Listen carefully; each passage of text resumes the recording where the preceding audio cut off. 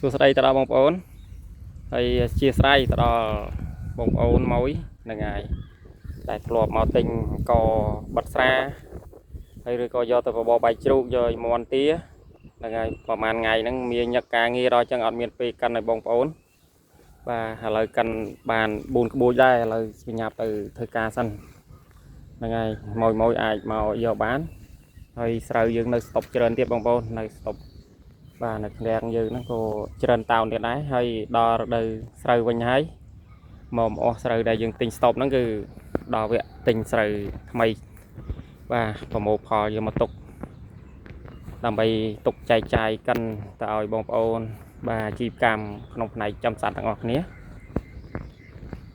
ហើយទេសភាពស្អាតបងប្អូនអើយនៅស្គីវស្ងាត់នៅតាមបាទស្រុកស្រែជនបទយើងគឺទេសភាពស្អាតគួរឲ្យកយគុណទស្សនាបាទអញ្ចឹងហ្នឹងហើយមួយបាទហើយបងប្អូនដែលមានតម្រូវការក៏បិទស្រាក៏បបបាយជ្រូកអីបាទអាចតំណងមកបាទនៅព្រឹកហ្នឹងកិនតែប៉ុណ្ណឹងសិនទេព្រោះបញ្ញាប់ទៅប្រហើយការងារបាទអញ្ចឹងក៏អរគុណដល់បងប្អូនទាំងអស់គ្នា